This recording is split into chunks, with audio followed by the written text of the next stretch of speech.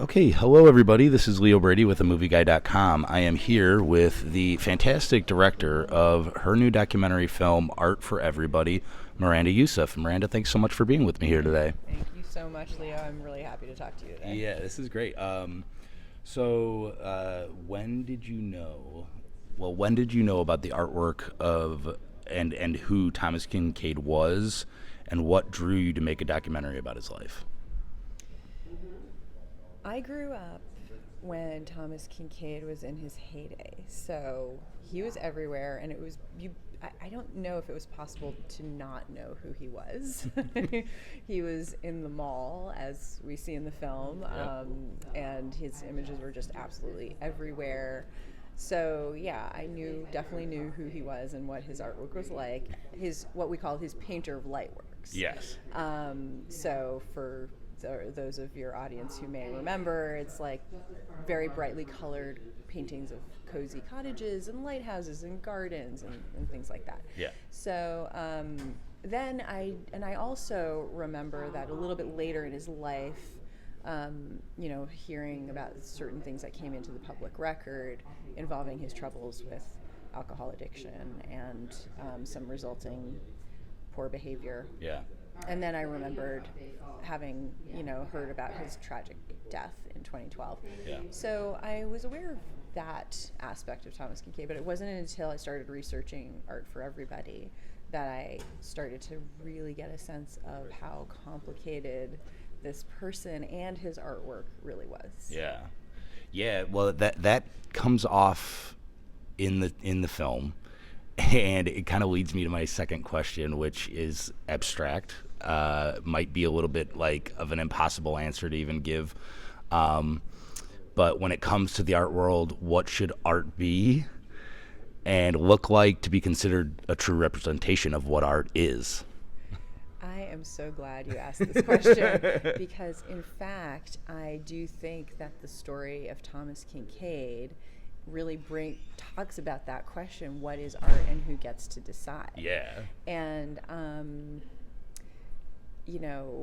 will also just add that was part of what really attracted me to the story, was that as a filmmaker, I'm always looking for stories that can talk about big cultural and human themes, but through the lens of a really compelling character story. Yeah. And Thomas Kinkade had that in spades. He was, a larger than life character who lived a Greek tragedy of a life. Yeah. And that life, touched upon moments in American cultural history that bring up those questions. So it's not just like what is art and who gets to decide, but it's also the politicization of taste. Yeah. And it's also how do we grapple with the culture wars, because Kinkade really, as we see in the film, actively engaged in the culture wars at the beginning when that was really starting. Yeah. And I recently, while I was researching the film, I was reading an article that was talking with James Davison Hunter, who in 1991 wrote the book Culture Wars, coining the term. Yeah. And he said in this article, culture wars don't always lead to shooting wars, but shooting wars always result from culture wars because culture provides the justifications for violence. Wow. And when I read that, I was like, I don't know that there could be a more timely, relevant story than the story of Thomas Kinkade. Yeah. I mean, and that's like immediately what I picked up from it. It feels like it's very much a cautionary tale in many ways. And about basically one thing that I was picking up from Thomas Kinkade, was that there was a part of it that almost felt like he sold himself. He sold a part of his soul in a way. Is that sort of, that cautionary tale of like what the price for fame and money comes with? Yeah, in my view, it's about the cost of a three-dimensional person turning themselves into a two-dimensional brand. Yeah. And again, Thomas Kinkade was incredibly prescient in this regard. Yeah. He's doing this in the 1990s, and it's 2023, and we're living in a social media TikTok world. Right. So he was really ahead of his time in that regard. And I think that we actually do a pretty good job in the movie of illustrating how he had all of these parts of his personality and kind of hopes for his artistic practice and style that basically sort of got squeezed out of him because of the choices that he made to stick with that persona. And one thing that people talked about a lot when in the film was the idea that he's a performance artist. Which it was a fascinating thing that for the first time I heard that was when I was speaking with his daughters. Like they kept telling me he was a performance artist. And then I went to interview Susan Orlean, who wrote the 2001 New Yorker article that sort of brought Thomas Kinkade to the attention of like bi-coastal elites. And she just came up with that on her own. And I was like, we have a movie. Right. So, but I think it's really true. That he really was acting as a performance artist. Right. Yeah. I mean, he's kind of he's very much doing his own sort of it's his own branding, and you talked about it with like TikTok or Instagram today. He would be no different than somebody who's a social media influencer in many ways, but also what I always love about a documentary when it does it right, and saying this about your film, is that it's neutral. It's that you don't like, make it look rosy. You don't make it look too brutal or too harsh on a person. And you, as you said, you involve his family in this. Can you talk about getting them involved, what that process was like, and was there trepidation between both sides of like, how harsh are you going to be on my dad versus, well, I'm a director, I have to be true to myself? I can't answer exactly for the Kinkades and what they were feeling, but I can tell you that by the time we got in touch with them, it had been almost 10 years since his death, and they'd had some time to process it. And I think they were really ready to have an honest and complex story told about their father / husband.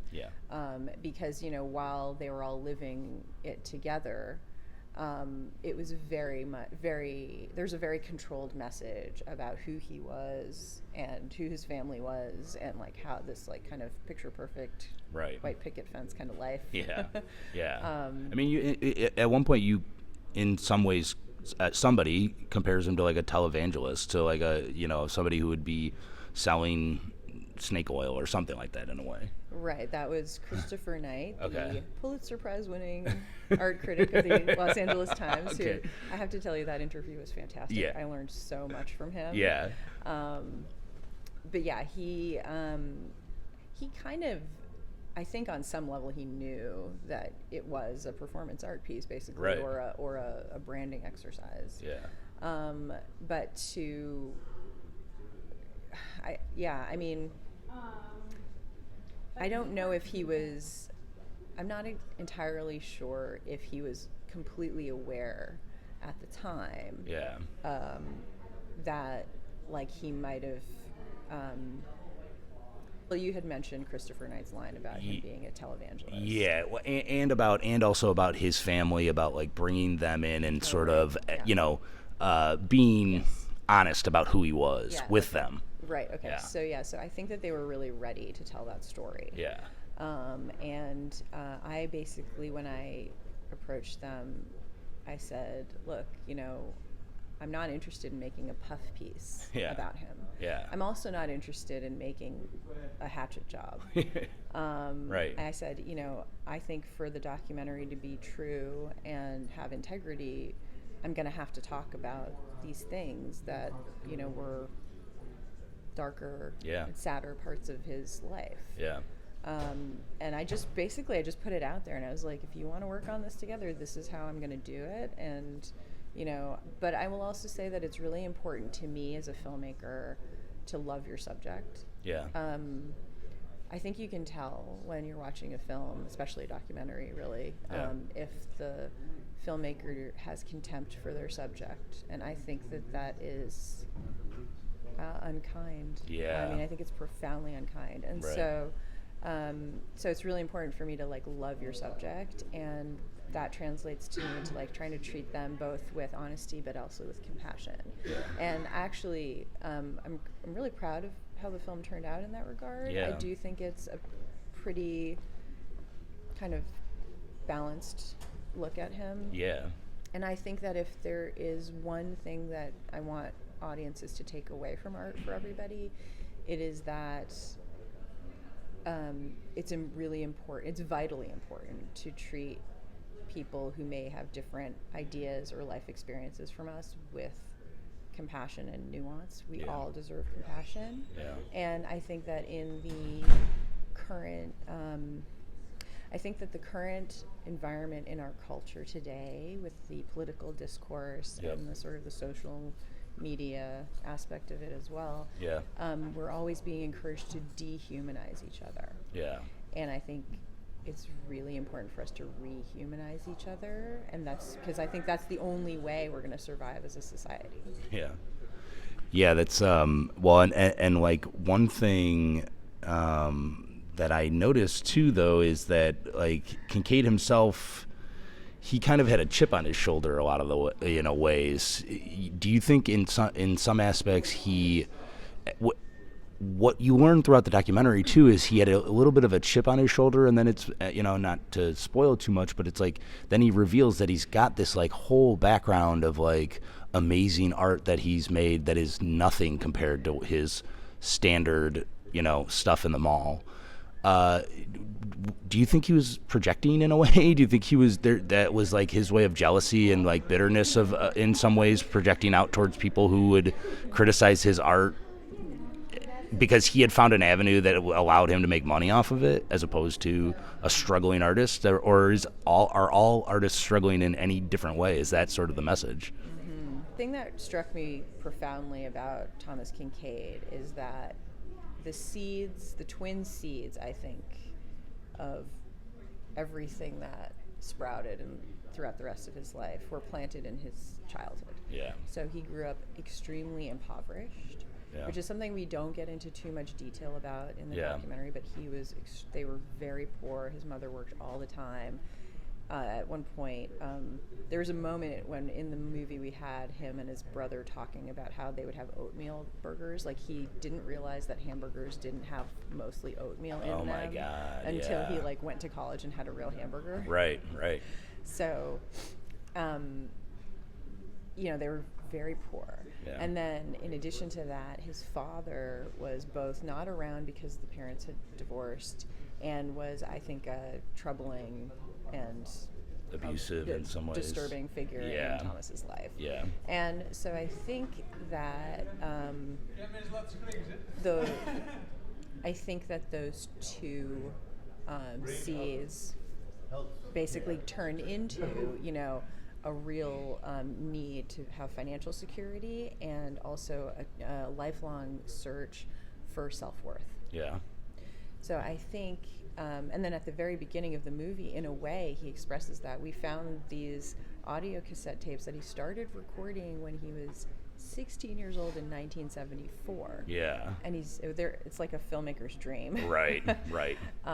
He's talking about what his ambitions are and what he thinks his career in art is going to be. Yeah. But he sets it up right at the beginning of the movie. He's like, I don't know if I want to be Van Gogh and be great and critically acclaimed and influential forever. Right. Or, but I also don't want to starve. I want to be commercially successful. Right. And that tension, that conflict, I think, played out through his entire life. And I also think it's an incredibly common conflict for artists of all kinds. Yes. Yeah, I mean, I think that's even no different for filmmakers, right? I think we can speak to that for the filmmaker who's like, I need to make an indie, that's getting Spirit Awards, or I need to make the next Marvel movie. And I think that it definitely comes out in your documentary. One more question before we even finish up. Like style-wise, I think like you really layer this documentary. You've, like you said, you've got the audio tapes, you've got the family, you've got archived footage of him on TV shows, things of that nature. Did you have any? I know you've been an editor in the past for a lot of films. You edited this film as well. Did you have any different ideas of how you might do this? Did you think like, oh, maybe I should do it as an animated doc, or is it just like this? All of that collection of stuff helped make the documentary go on its own merit, on its own path that was pretty obvious to come together. Yeah, I think one thing I've learned from my years of editing is you take what you've got and it never occurred to me to do it as an animated film. I didn't see the need for that. Yeah. And also, I mean, it's a film about a painter. Like, right. It's incredibly visual. Yeah. And he had been recording. Actually, I find this to be hilarious. Like, when we were gathering the materials from where they were in storage, like, we basically had a van that we were putting all of his like beta tapes from the company, like the corporate videos that they made, the branded and promotional content, the home videos, the audio cassette tapes, the fan letters. There were boxes and boxes of fan letters. Wow. It filled the entire van top to bottom. And so we drove it down to Los Angeles, and that was what we used, in addition to the interviews and stuff to make the film. Yeah. So I felt like, there was enough. Yeah. There was hundreds of hours of audio and hundreds of hours of video and thousands of photographs and hundreds of paintings. So. Yeah. So it all just sort of came together on its own. Yeah. All right. Well, one final question before we end. Do you have a Thomas Kinkade hanging in your house somewhere? I don't have one hanging up, but I do have some Thomas Kinkades in my house. Do you have a plate? I don't have a plate. I think you have to go to eBay to get a plate. Wow. Yeah. All right. But can I just tell you, like, my favorite Thomas Kinkade? Okay, my favorite published Thomas Kinkade is called Autumn Lane. Okay. So everybody should go look up Autumn Lane. I think that one's beautiful. Awesome. All right, Miranda Yousef, Art for Everybody premieres today at South by Southwest. Very excited. Thank you so much for being with me here today. It's great. Thank you so much, Leo. It was yeah. really fun. Awesome.